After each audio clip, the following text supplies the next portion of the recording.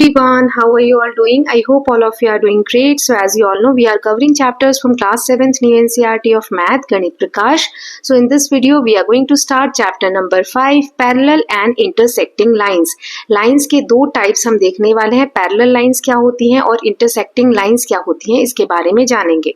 So ये chapter 5 का part 1 है. So I hope अभी तक जो videos मैंने बनाई हैं आप लोगों ने देखी हैं. ये content sheet है, आप देख सकते हैं. chapter 1, 2, 3, 4 हमारा हो चुका है. इस वीडियो में हम चैप्टर नंबर 5 स्टार्ट करने वाले हैं. So let us just see what is there in this chapter. So सबसे पहले हम देखेंगे अक्रॉस द लाइन के बारे में जानने वाले हैं. So take a piece of square paper and fold it in a different way. Now on the crease formed by folds draw lines using a pencil and a scale. You will notice different lines on the paper. Take any pair of lines and observe their relationship with each other.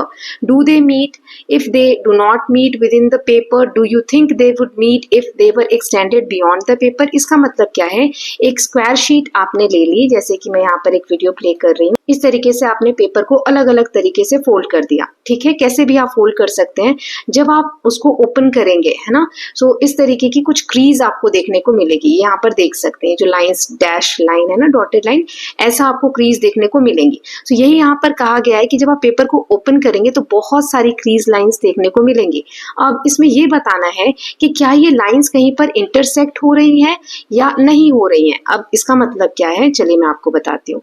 जैसे ये वाली line है तो ये ऐसे है और ये यहाँ पर है, तो पेपर में तो ये नहीं मिल रही है ना. लेकिन देखो यहाँ पर गैप ज्यादा है, धीरे धीरे गैप इसमें कम होता जा रहा है ना. तो ये लाइन कहीं ना कहीं जाकर ऐसा होगा जो ये मिल जाएगी पेपर के बाहर. अगर हम देखें तो ऐसे ही ये एक डॉटेड और ये एक लाइन है, ये कहीं पर नहीं मिलेगी क्योंकि इनके बीच में गैप देखिए पूरा सेम है ना, इक्वल है.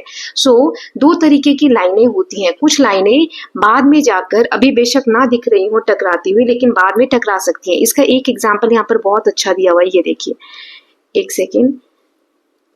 ये वाली लाइन, ओके, ये जो डॉटेड है और ये वाली, ये देखिए, इसको अगर मैं और आगे तक ऐसे एक्सटेंड करूं तो ये यहाँ पर जाके कहीं इंटरसेक्ट होगी, काटेगी एक दूसरे को, है ना. सो वही चीज यहाँ पर कहा गया है. So in this chapter we will explore the relationship between lines के बीच में कैसा रिलेशनशिप होता है. इस चैप्टर में हम यही पढ़ने वाले हैं. प्लेन सरफेस पे रखने पे, प्लेन सरफेस जैसे कि table top, piece of paper, black board, bulletin board are all examples of plane surface. Let us observe a pair of lines that meet each other.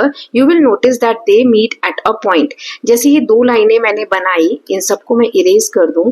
ये दो लाइनें मैंने बनाई तो ये कहीं पर जाके इंटरसेक्ट हो रही है, काट रही है एक दूसरे को, है ना, मिल रही हैं. So when a pair of lines meet each other at a point on a plane surface, we say that lines intersect each other. So ये वाला important point है या टर्म है, आप लिख सकते हैं कि जब कोई लाइन एक दूसरे को काट रही है किसी एक पॉइंट पे, तो ये जो पॉइंट है जहां पर ये लाइंस मिल रही हैं, तो उसी को हम कहते हैं इंटरसेक्टिंग पॉइंट, या काटने को हम कहते हैं इंटरसेक्ट कर रही हैं एक दूसरे को. Okay, so let us observe what happens when two lines intersect.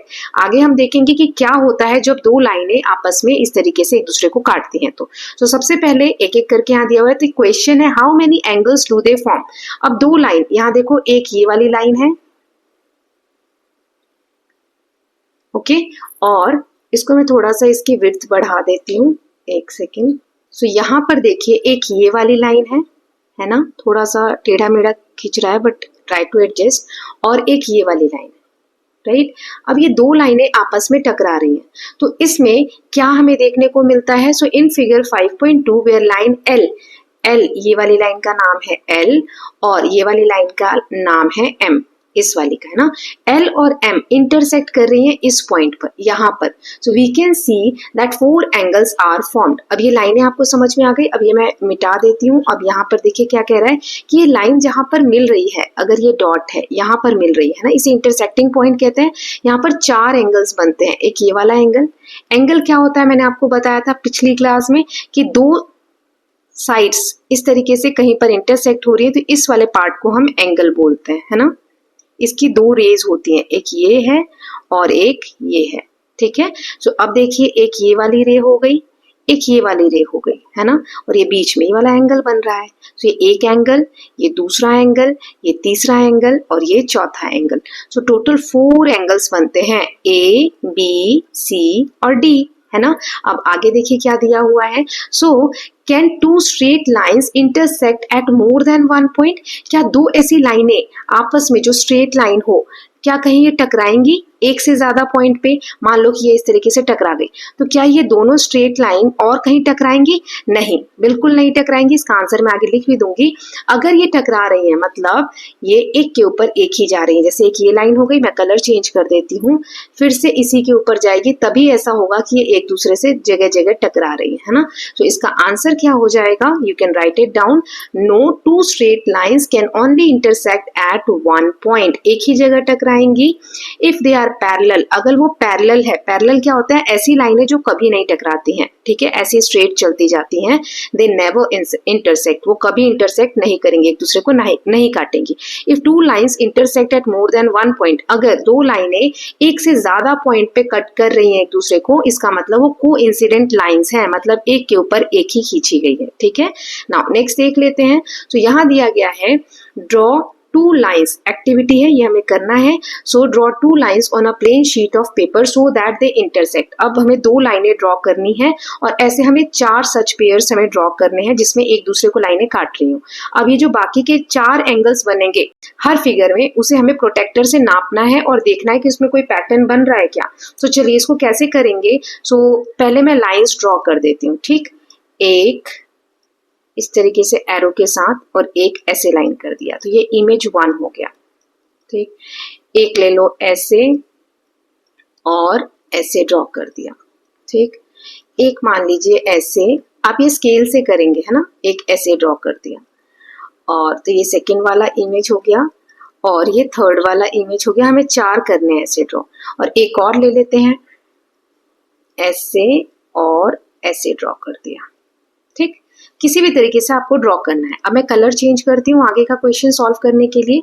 अब हमें बताना है कि जो ये लाइंस इंटरसेक्ट कर रही है उनके एंगल्स मेजर करने हैं। तो यहाँ पर जब आप एंगल मेजर करेंगे ना, ये वाला एंगल प्रोटेक्टर रख के, डी को रख के मैंने सिखाया हुआ है कैसे एंगल नापना है। तो ये मान लीजिए P है और ये R है इधर वाला, है ना। तो ये P और R बराबर होंगे। यहाँ पर अगर आप नाप रहे हैं लेट्स से 130 डिग्री है, तो ये भी 130 डिग्री होगा, ठीक है। अब ये वाला जो एंगल है इधर वाला और इधर वाला, इसको मान लो S नाम दिया, इसको Q नाम दिया, तो S और Q भी बराबर होंगे। तो इसको कैसे लिखेंगे कि angle P is equal to angle R, और इसका नाप समझ लीजिए 130 डिग्री, ठीक है। ये मैंने अंदाजा लिखा है, आप नाप के लिखेंगे, है ना। फिर angle S is equal to angle Q, ये समझ लीजिए है 50 डिग्री, ठीक है।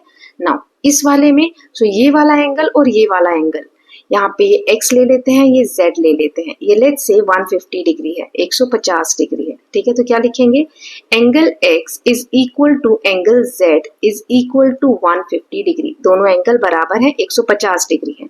और इधर हम ले लेते हैं, ये है w और ये है y, ठीक है। तो इसको नापोगे तो angle w is equal to angle y, इसका कितना है, तो ये 30 डिग्री आ जाएगा। नाउ इस वाले में देखते हैं थर्ड वाले में, तो ये वाला और ये वाला एंगल, इसको नाम दे देते हैं A और C। So angle A is equal to angle C is equal to 165 is equal to 165 degree, ठीक है। ये 165 डिग्री का एंगल बनेगा। अब इधर वाले जो बच गए ये और ये, सो इसको हम नाम दे देते हैं, जैसे इनको A और C दिया तो इसको दे देते हैं D और B। So angle D is equal to angle B और इसका नाप हो जाएगा 15 डिग्री, ठीक है। देखो छोटा भी तो दिख रहा है, आप ये नापोगे स्केल से, प्रोटेक्टर से, तो ऐसा ही निकलेगा। आप कोई सा भी लाइन ड्रॉ करोगे उसको प्रोटेक्टर रख के और नाप सकते हो, है ना, D को रख के। अब यहाँ मान लो ये M है और ये O है, so angle M is equal to angle O is equal to 110 degree, और एंगल P इधर हम P मान लेते हैं और इधर हम N मान लेते हैं। तो angle P is equal to angle N, ये कितना हो जाएगा 70 degree. Now What pattern do you observe among these? ये जो हमने एंगल्स निकाले इसमें आपको क्या पैटर्न दिख रहा है? So चलिए आगे देखते हैं, फिर मैं ये वाली स्लाइड फिर से आपको दिखाऊंगी, है ना. So it is observed, ऐसा देखा गया कि sum of adjacent angles formed by intersection of two lines is 180 degree and vertically opposite angles are equal in measure. दो चीजें हमें देखने को मिली हर डायग्राम में. कैसे? चलिए चेक करते हैं पिछली स्लाइड में फिर से. तो यहाँ पे जो चीजें बताई गई हैं वो हम चेक करेंगे. Let me change the colour. So yes, यहाँ पे कहा जा रहा है एडजेसेंट एंगल क्या होते हैं. जैसे एक लाइन है उस पे ऐसे हमने ले लिया. एडजेसेंट मतलब ये साथ वाले एंगल, है ना, साथ वाले.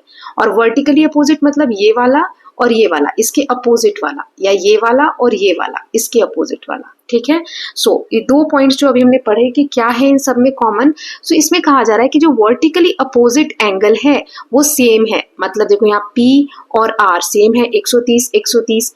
S और Q सेम है, मतलब वर्टिकली अपोजिट एंगल सेम है.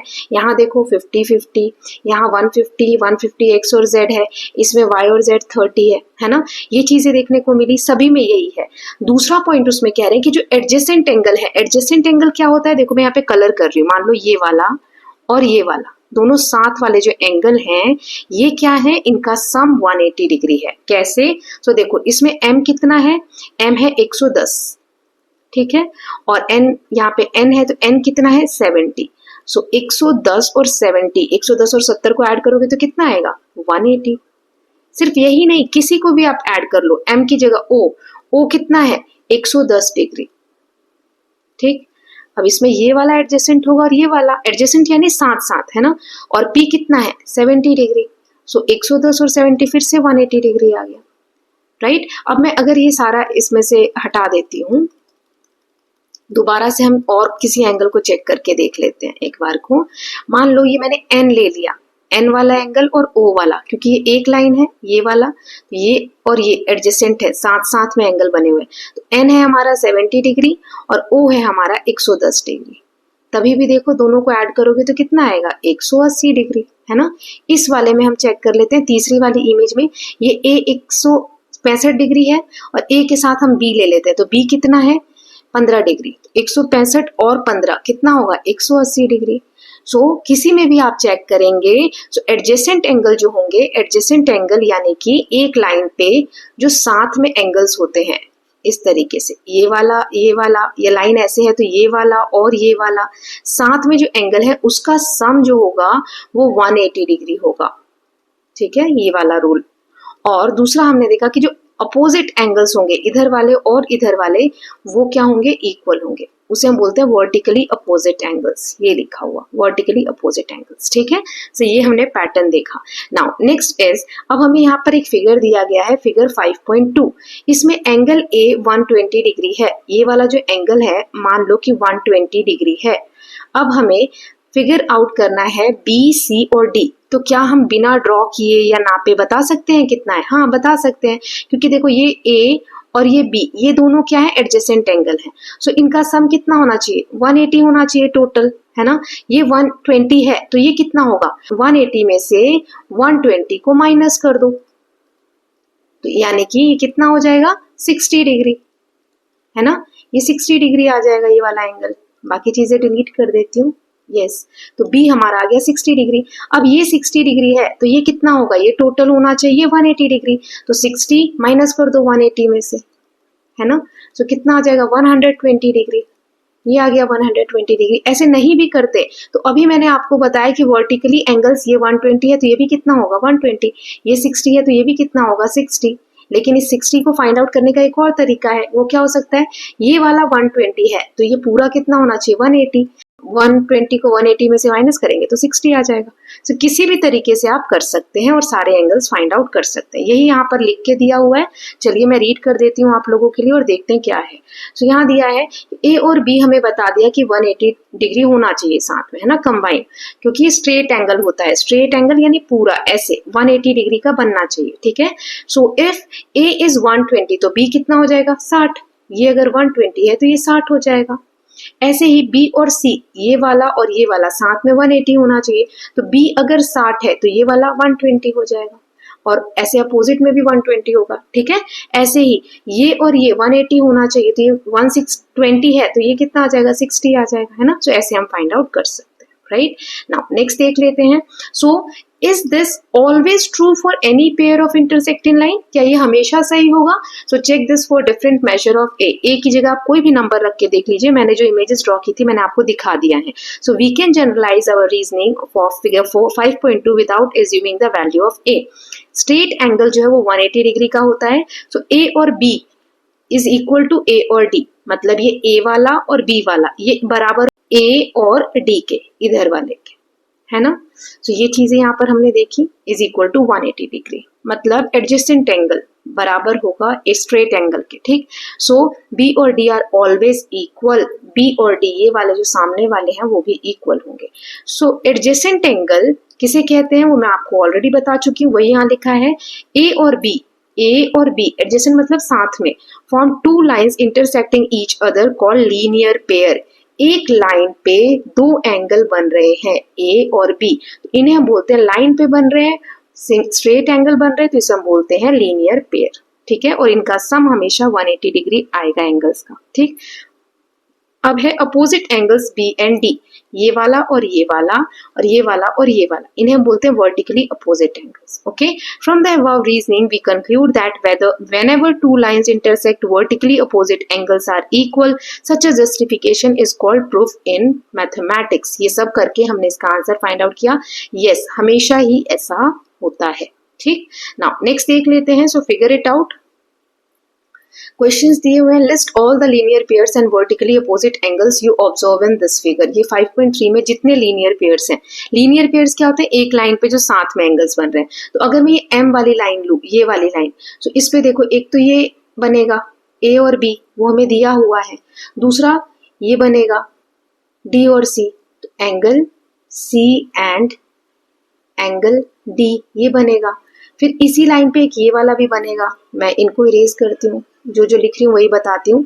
ये ए और डी बनेगा, angle A and angle D, और इसी पे ये वाला भी बनेगा बी और C, angle B and angle C, है ना। अब pair of vertically opposite angle, अब वर्टिकली अपोजिट कौन कौन से हैं।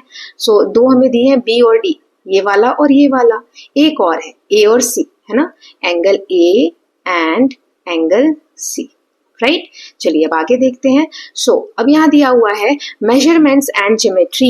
You might have notice that when you measure linear pair, जब हम लीनियर पेयर को नाप रहे हैं, sometimes they may not add up to 180। कभी कभी ऐसा होगा कि जैसे ये एंगल आपने नापा तो ये टोटल 180 होना चाहिए लेकिन नहीं हो रहा होगा। सो इसके कुछ कारण हो सकते हैं, जैसे या तो आप नाप गलत रहे हैं, इम्प्रॉपर यूज कर रहे हैं इंस्ट्रूमेंट का, या प्रोटेक्टर वगैरह जो रख रहे हैं सही से नहीं रख रहे हैं। दूसरा है कि थिकनेस ऑफ लाइन, मान लो कि ये लाइन ऐसे है, ठीक, अब या ऐसे ये लाइन ऐसे है ना। अब यहाँ पर ये जो लाइन है अगर मैंने मोटी कर दी तो ये स्पेस यहाँ पे कम हुआ ना, तो इसीलिए लाइन वगैरह सही से नहीं है तो भी प्रॉब्लम आ सकती है, ठीक। So in geometry we create ideal version of lines and other shapes we see around us, analyse the relationship between them. For example we know that angles formed by straight line is 180 degree. Straight line का जो angle बनता है उसका 180 degree value होता है। So if another line divides this angles into two parts, both parts should add up to 180 degree. Straight line 180 degree होता है। सो कोई लाइन कैसे भी आप इस पे खींचो, इन दोनों का सम, इस पार्ट का और इस पार्ट का सम 180 डिग्री होना चाहिए, है ना। So simply through this reasoning and not by measurement, इस रीजनिंग से हम कह रहे हैं कि 180 डिग्री होगा। थोड़ा बहुत नाप में इधर उधर हुआ है तो वो किसी कारण से हुआ हो सकता है, ओके। सो यही चीज यहाँ पर समझाई गई है। नाउ नेक्स्ट एक्सरसाइज देख लेते हैं 5.2 परपेंडिकुलर लाइंस। परपेंडिकुलर क्या होता है, परपेंडिकुलर लाइन मतलब होता है कोई एक ऐसी लाइन उसको स्ट्रेट कोई कट कर रहा है, मतलब 90 डिग्री का एंगल जब बनता है तो हम परपेंडिकुलर बोलते हैं, ठीक है। ये मैं पिछली क्लास में भी पिछले चैप्टर्स में भी बता चुकी हूँ। So can you draw a pair of intersecting line such that all 4 angles are equal. इसमें चारों एंगल्स आपको इक्वल ड्रॉ करना है, ऐसी कोई इंटरसेक्टिंग लाइंस ड्रॉ कर सकते हैं और उनका मेजर कितना होगा। तो जैसे ये L है और ये M लाइन है ना। तो यहाँ पर देखिए ये चारों एंगल्स इक्वल हैं, आप नापेंगे तो ये 90 डिग्री बनेगा या राइट एंगल बनेगा। सो दो लाइंस अगर इंटरसेक्ट करती हैं, ऑल 4 एंगल्स आर इक्वल, तो सारे एंगल्स राइट एंगल होंगे, 90 डिग्री होंगे। Okay, so perpendicular lines are a pair of lines. Perpendicular lines कौन सी है, वो पेयर है ऐसी लाइंस का which intersect each other at right angle, जो एक दूसरे को काट रही हैं राइट एंगल पे, 90 डिग्री का एंगल बना रही है ना। 5.4 ये जो फिगर है, we can say line L and M are perpendicular to each other. Okay, so 5.2 हो गया एक्सरसाइज। अब 5.3 देख लेते हैं, between lines. Observing figure 5.5 describe the way the line segment meet और cross each other in each case. कैसे lines मिलती हैं, कैसे क्रॉस करती हैं एक दूसरे को, वो हमें इस ये जो फिगर दिया हुआ है इसमें देखना है। इसमें अप्रोप्रिएट मैथमेटिकल वर्ड्स यूज करने हैं, जैसे point, end point, mid point, meet, intersect and the degree of measurement of each angle. For example एक हमें यहाँ पर बताया गया है, सो क्या है, लाइन सेगमेंट FG, ये जो FG लाइन है, ये FG एंड FH, ये वाली जो लाइन है ना, मीट एट पॉइंट F, ये पॉइंट यहाँ पर क्रिएट कर रही है F at an angle 115.3 degree, ये एंगल बना रहे हैं। ठीक है, तो इस तरीके से हमें बाकी का करना है। So are line segment ST UV likely to meet if they are extended, ये मैं इरेज कर देती हूँ। अब जो यहाँ पे कहा जा रहा है, एक सेकेंड, सो यहाँ ST एंड UV कहाँ लिखा हुआ है, ये रहा ST एंड UV। क्या ये लाइन कहीं पर जाकर अगर हम इसे एक्सटेंड करें, आगे बढ़ाए तो मीट करेंगी? सो यस, ये मीट कर सकती है, क्योंकि देखो यहाँ गैप ज्यादा है, यहाँ पर कम है। सो मुझे लग रहा है ये आगे से बढ़ाए तो ये ऐसे मीट कर जाएगी। लेकिन अगर ये स्ट्रेट होती, थोड़ा सा इस तरीके से ऐसे जा रहा होता, इस तरीके से लगभग, तो शायद मीट नहीं करती, है ना। So are line segment OP and Q are likely to meet if they are extended. OP और QR ये मुझे लग रहा है नहीं इंटरसेक्ट करेगी, क्योंकि ये जो लाइन है मुझे लग रहा है पैरेलल्स इस तरीके से जाएंगे। देखो कभी कभी थोड़ा सा मेजरमेंट का इधर उधर होता है, आप स्केल्स वगैरह से मेजर करेंगे तो हो सकता है थोड़ा सा डिफरेंस आए। Here are some example of lines we notice around us. अब आगे और कुछ लाइंस के एग्जाम्पल्स दिए हुए हैं। तो इसमें हमने सबसे इंपॉर्टेंट चीज क्या सीखी, ये इस इमेज से नहीं मैटर करता है। हमने देखा कि कुछ लाइंस इंटरसेक्ट कर सकती हैं और कुछ नहीं करती, पैरेलली रन करती हैं। तो ये होती है इंटरसेक्टिंग लाइंस और ये होती है पैरेलल लाइंस, जो कभी एक दूसरे को क्रॉस नहीं करती हैं। तो आगे यहाँ पर हमें एग्जांपल्स दिए हुए हैं, ये आप देख सकते हैं। What is common two lines in pictures above, ये जो लाइंस हैं, ये जो लाइंस है ना, इनमें क्या कॉमन है? तो इनमें ये चीज कॉमन है कि ये बिल्कुल पैरेलल, एक दूसरे के सीधे देख सकते हैं, यहाँ पर है ना, यहाँ आप देख सकते हो, राइट। सो इन्हें हम बोलते हैं parallel lines. Parallel lines are pair of lines that lie on the same plane and do not meet however far we extend them at both end. Parallel lines वो लाइंस हैं जिनको हम कितना भी किसी भी तरफ से, इधर से या इधर से बढ़ाते जाएं, तो वो कभी भी एक दूसरे से मीट नहीं होंगी, कभी भी इंटरसेक्ट नहीं करेंगी। Okay, so name some parallel lines you can spot in your classroom. कुछ ऐसे एग्जाम्पल्स देने हैं, जैसे यहाँ पर आर्ट वर्क में यूज हुई है पैरेलल लाइंस, है ना। मैं ये वाला कलर ले रही हूँ, देखो ये लाइन, ये पैरेलल है, कहीं भी क्रॉस नहीं करेंगी, है ना। इसमें भी आप देख सकते हैं ये पैरेलल लाइंस से पैटर्न बनाया गया है, right. Now next is which pairs of lines appear to be parallel in figure 5.6 below। इसमें कौन कौन सी लाइंस पैरेलल हैं? तो देखिए इसको हम अंदाजे से ड्रॉ करते हैं। जैसे ये A वाली जो लाइन है, इसको मैं ऐसे स्ट्रेट ड्रॉ करूंगी, है ना, ये A लिखा हुआ है, और ये I वाली जो लाइन है और ये H वाली जो लाइन है, इनको हम अगर ऐसे एक्सटेंड करें तो ये पैरेलल है, कहीं भी एक दूसरे को क्रॉस नहीं करेंगे, है ना। इनके बीच का गैप जो है वो पैरेलल है, सेम है, कहीं पर भी आप देख सकते हैं। तो कौन कौन सी लाइंस पैरेलल हैं? सो लाइंस, इसको हम लिख सकते हैं पहले के लिए, lines A, I and H are parallel to each other। ये एक दूसरे के पैरेलल है, ठीक है। तो ये पहला पॉइंट हो गया। नाउ इसमें और एग्जाम्पल देख लेते हैं। ये तो पहला पॉइंट मैंने बताया। दूसरा, B जो लाइन है ये वाली, इसके पैरेलल कौन सी दिख रही है आपको? E, है ना। ये लाइन अगर हम ऐसे एक्सटेंड कर दें और ये इधर की तरफ एक्सटेंड कर दें तो ये भी पैरेलल है। सो B पैरेलल है E के। पैरेलल का ये साइन होता है, इस तरीके से भी लिख सकते हैं, ऐसे स्पेलिंग भी लिख सकते हैं। ओके, नाउ नेक्स्ट और कौन सी पैरेलल है? सो ये जो C वाली लाइन है और ये G वाली लाइन है, ये भी पैरेलल है। आप एक्सटेंड करोगे आगे तो ये कहीं एक दूसरे को क्रॉस नहीं करेंगे ना। तो तीसरा कौन सा हो जाएगा? C पैरेलल है G के, राइट। और नेक्स्ट देख लेते हैं, तो ये इरेज कर रही हूं मैं। डी जो लाइन है, डी आप देख सकते हैं ये वाली लाइन, ये किस लाइन के पैरेलल है? So D is parallel to F, ये वाली लाइन। कैसे? सो ये देखो, इसको अगर आप आगे तक एक्सटेंड करो ऐसे और इसको इधर एक्सटेंड करो, तो देखो दोनों पैरेलल जा रही है ना, बराबर डिस्टेंस है। तो यहाँ हम लिख सकते हैं D is parallel to F.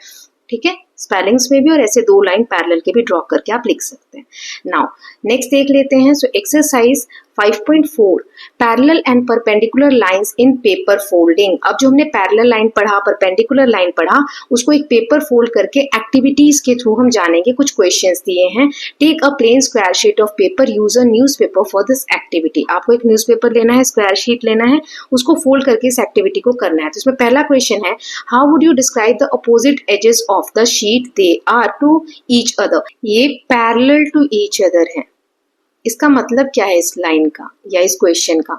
मतलब ये जो एजेस है, ये पेपर ले लीजिए स्क्वायर, तो ये वाला और ये वाला आपस में क्या है? पैरेलल है। या ये वाला और ये वाला आपस में क्या है? पैरेलल है। ठीक है, तो यही यहाँ पे पूछा गया था। अब नेक्स्ट वाला देख लेते हैं। तो नेक्स्ट है, how would you describe the adjacent. अब जो साथ में साइड्स हैं उसे क्या बता सकते हैं आप? तो ये जो है ये परपेंडिकुलर होंगे। परपेंडिकुलर मतलब मैंने आपको बताया था 90 डिग्री का एंगल क्रिएट करेंगे एक दूसरे के साथ। They meet at point, they form right angle. देखो एडजेसेंट मतलब ये वाली साइड और इसके साथ वाली, या तो ये ले लो या ये ले लो, इसके साथ, है ना। तो यहाँ पर 90 डिग्री का एंगल बनेगा, दोनों लाइंस आपस में मिलकर यहाँ पर पॉइंट क्रिएट करेगी और राइट एंगल बनाएंगे, है ना। यही चीज यहाँ दी गई है।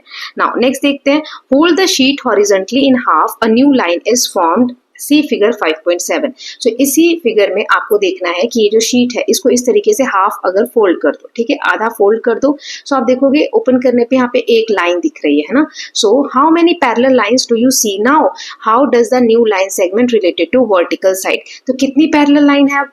1 2 3, है ना। सो इसका आंसर आ जाएगा 3 पैरेलल लाइंस है। 3, एक सेकेंड, 3 पैरेलल लाइंस है। नाउ अब इनका क्या रिलेशन है जो वर्टिकल एजेस हैं उनके साथ? तो यहाँ पर वर्टिकल एजेस मतलब क्या हो गया, ये मैं इरेज कर रही हूँ फिर बताती हूँ आपको। ये जो पैरेलल लाइन है ये वर्टिकल लाइन के साथ इनका क्या रिलेशन है? तो ये परपेंडिकुलर है ना। सो हम लिखेंगे पहले तो 3 parallel lines we can see and the new horizontal, जो हमने अभी ड्रॉ की है line, the new horizontal line is perpendicular. ठीक है, perpendicular to vertical lines, to vertical sides. ठीक है, पेन टैब पे राइटिंग अच्छी नहीं आती, प्लीज अंडरस्टैंड, राइट। ये आप खुद से भी लिख सकते हैं। नाउ नेक्स्ट वाला देख लेते हैं। तो यहाँ पर हमें कहा गया है कि make 1 more horizontal fold in folded sheet, how many parallel lines do you see now. एक और फोल्ड कर दो, अभी आधा फोल्ड किया था, एक और। तो अब देखो 1 2 3 4 5 पैरेलल लाइंस हमें देखने को मिलेंगी, है ना। Now What will happen if you do it once more? अगर एक और बार फोल्ड किया, अब कितनी पैरेलल लाइंस हमें देखने को मिल रही है? तो देखो 1 2 3 4 5 6 7 8 9 पैरेलल लाइंस हमें देखने को मिल रही हैं। Check if the pattern extends further if you make another horizontal fold. एक बार और फोल्ड करके देखिए क्या ये ऐसा होगा। सो यस, हर फोल्ड के बाद इसमें पैरेलल लाइंस बढ़ेंगी, है ना। Now next is make a vertical fold in square sheet, this new vertical line is dash to previous horizontal line. अब पेज को ऐसे फोल्ड करो वर्टिकल, तो अब देखोगे कि ये जो लाइन है बाकी की पैरेलल लाइंस के क्या है? परपेंडिकुलर है ना, 90 डिग्री का एंगल बना रहे हैं। सो वही यहाँ पर कहा गया है। सो ये परपेंडिकुलर है, ठीक है, perpendicular, right. Now next is fold the sheet along a diagonal. अब इसको आप अगर ऐसे फोल्ड कर दो, एक स्क्वायर शीट लिया, इसको ऐसे डायगोनल फोल्ड कर दिया। Can you find a fold that create a line parallel to diagonal line? Yes, कोई ऐसा फोल्ड हो सकता है। सो यस, अगर यहाँ से भी फोल्ड करते और यहाँ से भी, मतलब एक स्क्वायर शीट है, इसको ऐसे तो फोल्ड किया, फिर एक यहाँ से करते, तो इसमें भी हम पैरेलल लाइंस क्रिएट कर सकते हैं ना। तो इसका आंसर हो जाएगा yes, right, yes. Now next देख लेते हैं। So here is another activity for you to try. अभी जो हमने डायगोनल वाला लाइन अभी मैंने बताया ना, उसके ऊपर ही एक्टिविटी। एक स्क्वायर शीट का पेपर लेना है, उसको मिडिल से फोल्ड करना है, फिर अनफोल्ड करना है इस तरीके से, है ना, क्रीज बन जाएगी। Adjust towards the centre line and unfold them. अब इधर से फिर आपको ऐसे फोल्ड करना है और अनफोल्ड करना है। Fold the top right and bottom left corner on to the crease line to create triangles. अब इस तरीके से एक कॉर्नर इधर से और एक कॉर्नर इधर से फोल्ड करना है, लेकिन ये ध्यान रखना है कि एक लाइन के पार नहीं जानी चाहिए, ठीक है। Triangle should not cross the crease line. ये जो क्रीज लाइन है इससे पार ट्राइंगल, मतलब ऐसे बड़ा ट्राइंगल नहीं बनाना है हमको, ठीक। Now A B C parallel to P Q R respectively, why और वाई नॉट। सो अब हमें ये बताना है, क्या ये सब इरेज कर रही हूं मैं, है ना। सो अब बताना है कि ए एंगल जो है, ए वाली जो, तो अब हमें बताना है कि ए जो है वो पी के पैरेलल है, बी जो है वो क्यू के पैरेलल है और सी जो है वो आर के पैरेलल है। सो यस, ये बिल्कुल सही है, ये तीनों पैरेलल हैं आपस में। कैसे? सो देखो एक एक करके मैं आपको बताती हूँ, है ना। ए जो है ये ऐसे अगर मैं लाइन ले लूं, ए ये वाला कलर लेती हूँ, ए जो है ये पैरेलल है पी के, पी को ऐसे सीधा स्ट्रेट ड्रॉ करो, इसको करो, देखो पैरेलल है ना। सो ए जो है ये पैरेलल है पी के, ठीक। अब हम बी देख लेते हैं। सो ये वाला दोनों इरेज कर देती हूँ। बी देखिए कहाँ पर है, ये रहा बी। बी अगर मैं एक्सटेंड करूंगी ऐसे जाएगा और क्यू एक्सटेंड करूंगी ऐसे जाएगा। So B is parallel to Q. अब तीसरा देख लेते हैं, तो ये इरेज कर देते हैं पहले। सो तीसरा जो होगा वो सी पैरेलल होगा आर के। कैसे? सी कहाँ पर है, ये रहा, और आर कहाँ पर है, ये रहा, है ना, जो अभी हमने डायगोनली देखा। तो ये भी क्या होंगे, इसको आप कैसे भी एक्सटेंड करोगे इस लाइन को इस तरीके से, तो ये पैरेलल है, राइट। तो ये यहाँ पर दिया गया है और ये इसका आंसर हो जाएगा, यस। नाउ नेक्स्ट देख लेते हैं। So notation in mathematics we use arrow. हम एरो यूज करते हैं अगर कोई लाइंस जो है सेट है पैरेलल लाइंस के। Then if there is more than one set of parallel तो हम डबल एरो यूज करते हैं, 2 एरो मार्क्स यूज करते हैं। अगर 3 है पेयर्स तो 3 एरो के सेट्स यूज करते हैं। Perpendicular lines are marked with a square angle between them. इसका मतलब क्या है? सो जैसे ये दोनों लाइन पैरेलल हैं तो हम इसमें एक एरो यूज करेंगे। अब ये दोनों लाइन पैरेलल है तो हमने एक एक एरो यूज कर लिया। ये भी लाइन इसी डायग्राम में पैरेलल है तो हम यहाँ पे दो दो एरो यूज कर लेंगे। मान लीजिए कि इस तरीके से एक और लाइन होती तो 1 2 3 1 2 3 इस तरीके से हम करेंगे, ठीक है। और परपेंडिकुलर मतलब अगर ऐसे कोई लाइन स्ट्रेट गिर रही है दूसरी लाइन के ऊपर, ऐसे क्रॉस कर रही है, तो यहाँ पे जो एंगल बनता है 90 डिग्री का उसको हम ऐसे स्क्वायर से डिनोट करते हैं, ठीक है। ये नोटेशंस हो गए। Now figure it out. कुछ क्वेश्चंस हैं, एक एक करके देखेंगे। जैसे पहला क्वेश्चन है, हमें यहाँ पर कुछ लाइंस दी गई हैं, ये डॉटेड फिगर डॉटेड पेपर पे, तो इसे हमें परपेंडिकुलर ड्रॉ करना है। परपेंडिकुलर यानी 90 डिग्री। तो अगर ये वाली जो लाइन मैं कंसिडर करूं तो ऐसे हम ड्रॉ करेंगे तो यहाँ पे परपेंडिकुलर बनेगा। अगर मैं ये वाली लाइन कंसिडर करूं, ये वाली लाइन कंसिडर करूं, लाइन थोड़ी टेढ़ी हो सकती है बट आप लोग स्केल से ड्रॉ करिएगा तो ऐसे परपेंडिकुलर ड्रॉ होगा। ऐसे ही अगर ये वाली लाइन भी मैं लेती हूँ, ये बड़ी वाली, इसके लिए मैं इधर ड्रॉ कर सकती हूँ, है ना, तो यहाँ पे 90 डिग्री का एंगल ड्रॉ होगा। अब ये वाली लाइन बड़ी वाली, बाकी सब मैं इरेज कर देती हूँ, आप खुद से ट्राई करिएगा इसको करने का, है ना। ये देखिए ये जो बड़ी वाली लाइन है इससे क्या हम 90 डिग्री का बना सकते हैं परपेंडिकुलर? तो चलिए देखते हैं। यस, इस तरीके से तो ये 90 डिग्री का बन जाएगा, है ना। सो ऐसे आप कुछ लाइंस ड्रॉ कर सकते हैं, आप खुद से ही करना है, फिर भी मैंने बता दिया आपको। नाउ यहाँ जो एक इमेज दिया हुआ है 5.11, यहाँ पे हमें पैरेलल लाइंस मार्क करनी है यूजिंग द नोटेशन। एरो वगैरह दिखाकर बताना है, सिंगल एरो, डबल एरो, जो भी हमने देखा था। और एंगल अगर 90 डिग्री है, परपेंडिकुलर है, तो हमें स्क्वायर सिंबल दिखाना है, ठीक है। सो कैसे हम पता करते हैं परपेंडिकुलर लाइंस? बिल्कुल सिंपल, 90 डिग्री का एंगल होना चाहिए। How did you spot the parallel lines? तो पैरेलल लाइंस के लिए तो सिंपल है कि कितना भी हम उसको एक्सटेंड कर ले, आगे बढ़ा ले, वो एक दूसरे को क्रॉस नहीं करनी चाहिए। डू नॉट मीट, ठीक, कभी नहीं मिलेंगे। सो चलिए ये वाली जो लाइन है इसमें ये परपेंडिकुलर है इस लाइन के, तो मैंने एक एरो बना दिया, ठीक। ये वाली जो लाइन है इस लाइन के परपेंडिकुलर है तो इसमें हम 2 लाइन बना देंगे, 2 एरो बना देंगे, नॉट लाइन, ठीक। अब ये वाली जो लाइन है ये और ये परपेंडिकुलर है और पैरेलल है तो यहाँ पर ये बना देंगे। ये जो लाइन है ये किस लाइन के पैरेलल है? इस वाली लाइन के। इसको मैं आगे से एक्सटेंड करूंगी तो ये देखिए पैरेलल है ना। तो इसमें क्या करेंगे हम 2 एरो बना देंगे, 1 2 1 2। ट्राई करिएगा खुद से बनाने का, है ना। और यहाँ पर एक 90 डिग्री का एंगल भी बन रहा है तो ऐसे स्क्वायर बना देंगे, ठीक है, थोड़ा सा ये मैसी हो रहा है क्योंकि मैं पेन टैब से बना रही हूँ, आप खुद से बनाइएगा। यहाँ पर एक 90 डिग्री का एंगल बन रहा है ना, इसमें कोई पैरेलल लाइन है नहीं है ना। अब इस वाले में एक ये पैरेलल है और ये एक दूसरे के पैरेलल है, तो एक एरो दूसरा एरो, एक और पैरेलल है ये वाला और ये वाला, तो इसमें डबल एरो बना देंगे, 1 2 1 2। एक और पैरेलल है ये वाला और ये वाला, तो 3 एरो बना देंगे, 1 2 3 1 2 3। ठीक है, इसमें 90 डिग्री का एंगल कहीं नहीं है तो नहीं बनाएंगे।